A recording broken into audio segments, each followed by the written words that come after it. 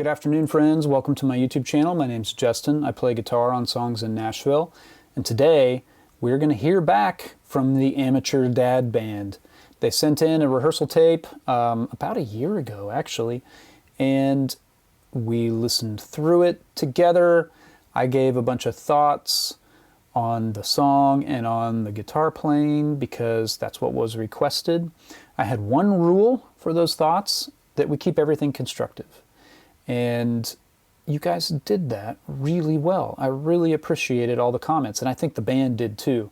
There were a couple that were just like, I could see no other point than to be mean, right? Somebody said something like, this part of the song or playing whatever, this sucks.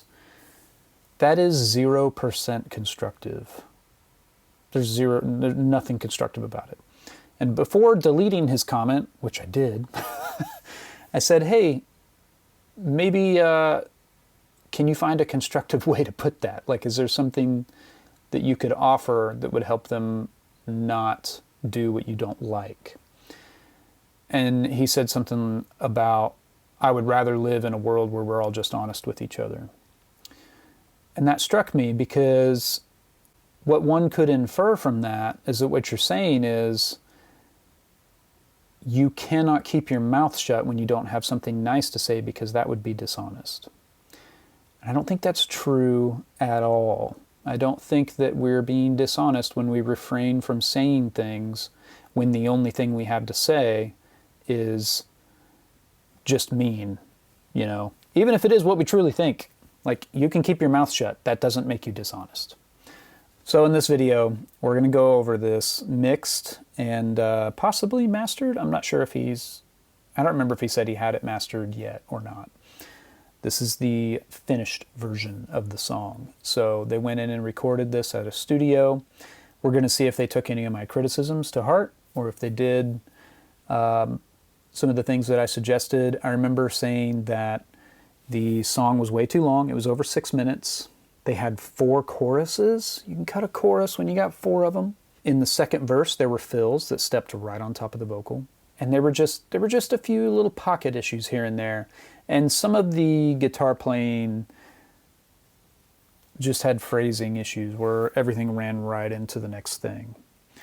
And guitar players can have a real problem with that because we don't have to take a breath to play our notes, right? When your voice is the instrument, or when you're playing a horn, when you require breath to produce the music, you are forced into natural phrasing. It's kind of nice, right? Because you have to breathe to stay alive and to say the next thing you're going to say. Well, on guitar, I can just sit there and breathe and never stop playing. Or I can hold a note and hang it, and it'll sustain right into my next pick stroke, right? So there's no breathing in the playing. That's really important. And a lot of the videos that I've put out lately have dealt with phrasing and with how we actually play. To me, it needs to feel like a story, you know? When you tell a story, you say words, you say sentences made up of words, you pause for effect and to breathe so you can not pass out. You build interest or develop a character or a theme or something. You get to this pinnacle of the story that's like some big reveal or some big, like the tension and everything just reaches a climax, right? And there's a payoff. And then, you know, you finish it out. And so there's an arc. There's a dynamic arc. And every solo you play, every melody you play needs to be a miniature version of that. You need to take those things from storytelling, from speaking, from having a conversation with somebody and apply them so your music feels like an interesting story or feels like you're having a conversation with somebody. And that's really hard for guitar players to get because, once again, we can say all the things we want while we're just casually breathing calmly and never stop. Unlike a horn player or a singer, right? You have to breathe. So let's listen to the new version of this. This is called The Grass is Greener, and the band is called Comfort Shag, which is interesting. Here we go.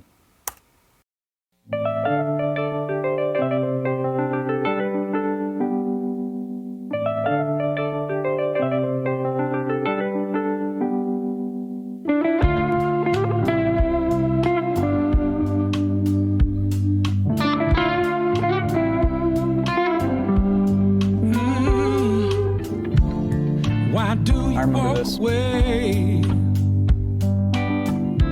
So many things left to say.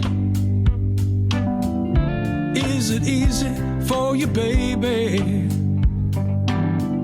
to leave the game you love to play? Yeah, they go back to the hook, the intro hook. And I think there's another verse here. Seasons are always changing. Nothing that's gold can last very long.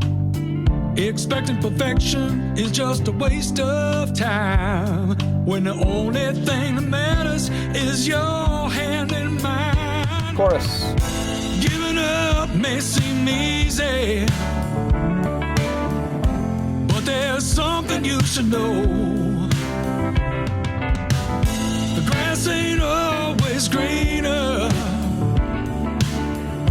wherever you go. Whenever you go.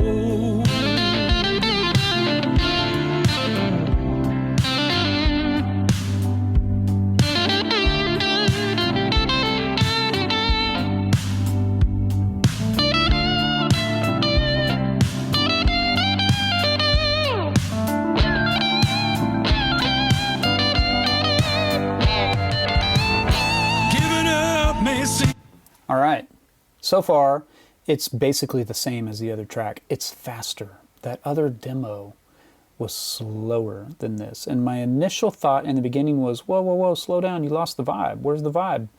But now you can kind of hear it in the drums. They're going for this like...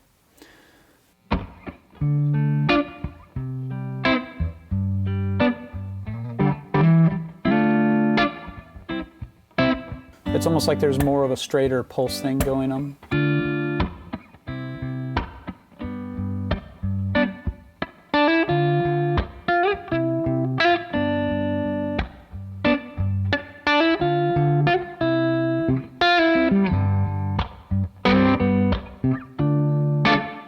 That's cool. I'm not sure if I'm sold on the tempo change yet. Let's listen to the old rehearsal tape that we listened to in that other video to begin with. Significantly slower.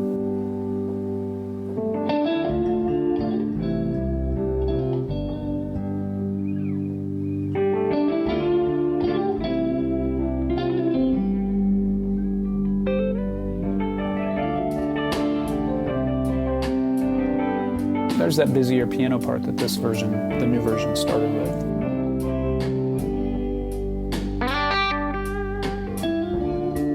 Why do you walk away? So many things left to say. Is it easy for you, baby, to leave the game you love to play?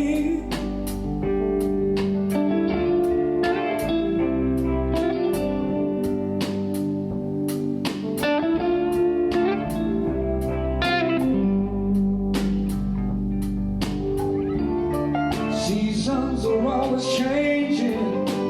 You hear that high guitar part? Right on top of the vocal. And then they both take a breath at the same time. That was a big sticking point for me in the last video. We talked about that for quite a while, how you just can't do that.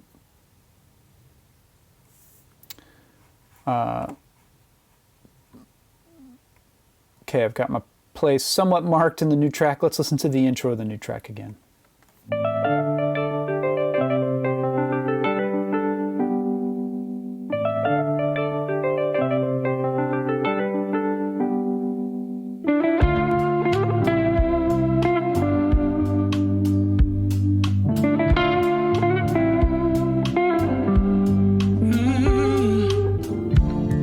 Why do you? There's also, like, the old version of it, there's a cohesiveness to all the sounds because it's literally just like a Zoom recorder in a rehearsal space. So everything sounds like it's in the same room, you know, which is super cool. And then I listened to the version of the, you know, that they tracked in the studio, and it's like mixed and everything. I hear some of these reverbs like on the solo guitar, and then the drums sound super dry, and the kit seems really isolated. Like they have individual tracks for the kit, and like one's here, one's here, one's here. You know, I'm hearing the ride cymbal over here. For me, I guess you would probably hear it over here because you're facing a different direction than I am right now, the opposite direction. But they seem dry. I don't hear room sounds on the drums. I don't hear as much of that stuff. So that has nothing to do with the band. That's how it was mixed and recorded, and that's not them. So we'll leave that alone. Let's go back to this version, to this solo, or this chorus. Here's a turnaround after the chorus. We're coming up on another verse.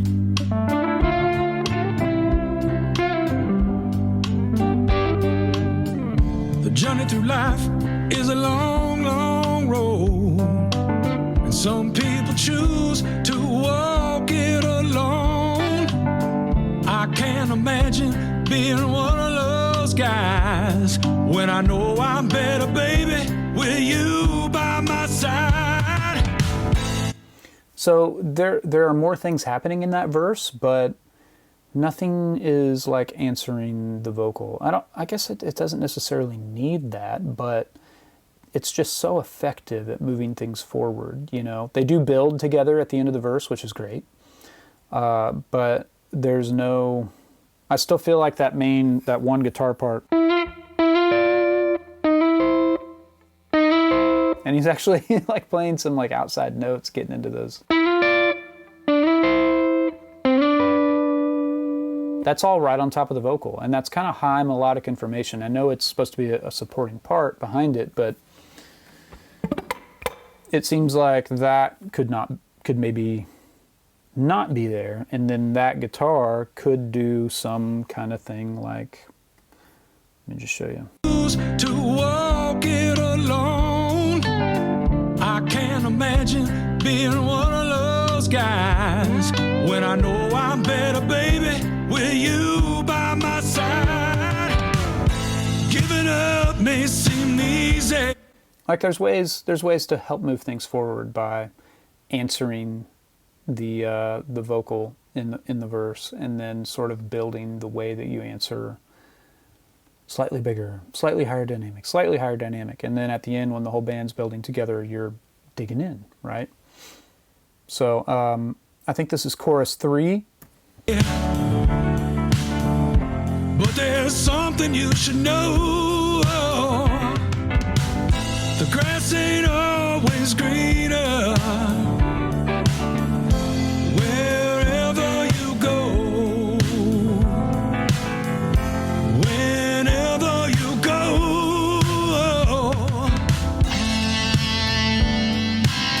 Here it is.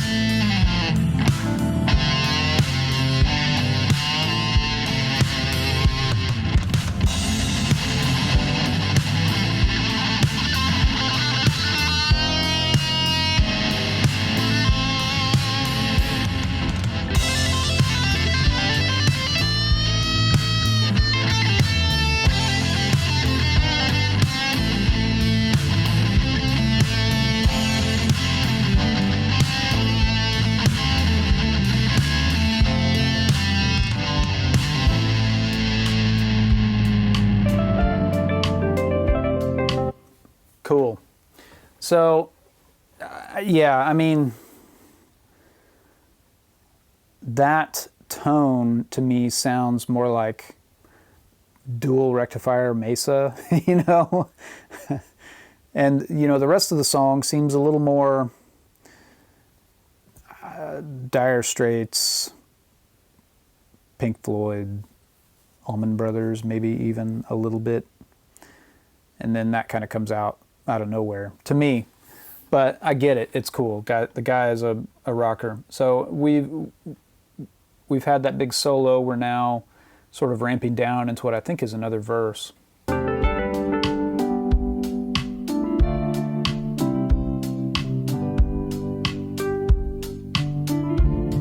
Why do you walk away? So many things left to say.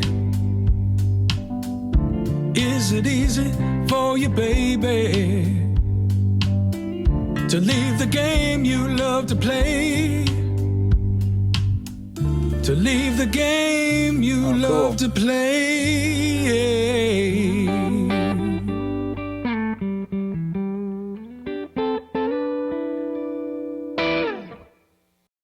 So, yeah, they got rid of that last chorus. There's no fourth chorus. That's great. And I like the form of it. I like the big solo and then coming down into a short outro verse. I still feel like that solo could be a big outro solo, you know, but again, the world I exist in is like radio and streaming, and every song that's brought to me, for the most part, is supposed to be looked at through the lens of, can this fit on the radio? Can this fit on streaming? How do we make this, how do we give it the best shape possible to keep interest? How do we make the song the best version of itself, you know? And here, like, that's not really the goal. They're not trying to climb up the pop country charts. Much to some of y'all's relief. But, you know, under 5 minutes, the form changes, I would call a major win. Getting rid of that high guitar part that was right on top of the vocal that was really intricate and interesting, that's a big win. The solo phrasing, particularly the first solo, was great. Lots of intentional breaths. Like, here's a thing, I'm going to step back and take a breath and let you stew on what I just played. It's like the notes and the space are equally as important. I would say the space is more important. Like, we all have the exact same 12 notes in an octave, right? And our guitars are all tuned the same way. Well, generally, some of them are just out of tune. It is not the note nearly as much as where you put it and how you string them together and where you leave space between. That's everything, really. I mean, everybody can tune their guitars. Everybody can grab a pick and play a D note at the 7th fret on the G string. But how are you going to play it? Where are you going to play it? How long does it last? Note duration with space afterward. Every note running into the next note, again, that's a phrasing problem. It removes interest.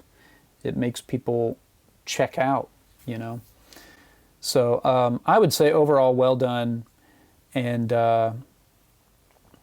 yeah, it's a little faster than I was expecting, but I think I dig the tempo change. So I'll have links to their stuff and you can check them out. I'll have a link to the old video too. You'll see me with a lot shorter hair. And with that, I'll see you guys later. Have a good one.